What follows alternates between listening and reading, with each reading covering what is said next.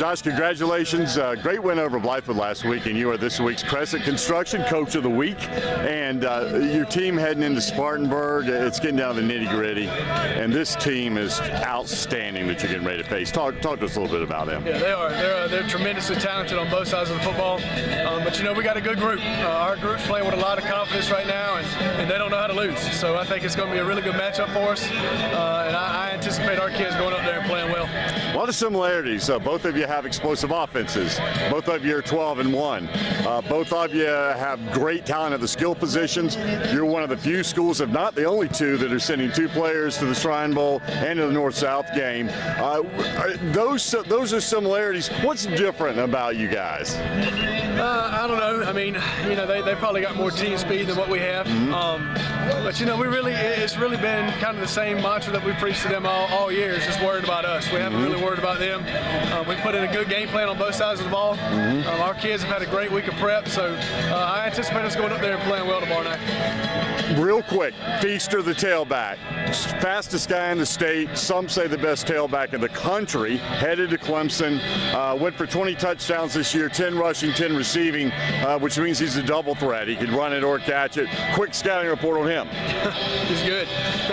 He's a really good player, but you know what makes him so dangerous on offense is that they've got him, and then they've got 4 or 5 other weapons that are just as fast as he is, and a quarterback who's a tremendous player. So they're dangerous on offense. Speaking of Austin Scott, their quarterback, 4,664 yards passing with 60 touchdowns, and maybe most importantly, only 11 picks, and that's he threw it like 8,000 times.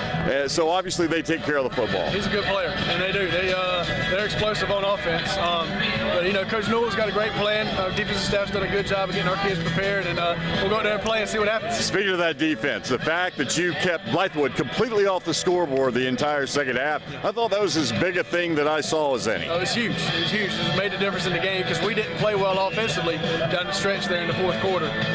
So our defense stepped up, played great. Those kids have been playing out of their minds the last few weeks, so extremely proud of that group as a whole.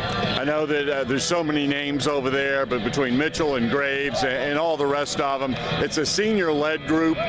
Just talk a little bit about what they meant to this team specifically and the program the last few years. Yeah, I mean, the seniors, you can't say enough about this group. They've been with us. This is their 3rd year with us since we walked in the door as a coaching staff, and they've poured their heart and souls into this program.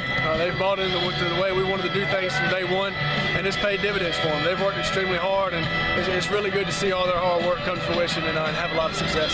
What's the weather supposed to be like up at Gibbs Stadium on the Wofford campus? It's going to be cold. It's great football weather. All right, man. Best of luck to you, and again, congratulations, Crescent Midlands Coach of the Week. If you don't win this game, I'm going to come take that back from you. I appreciate it. Thanks, Josh. Thank you.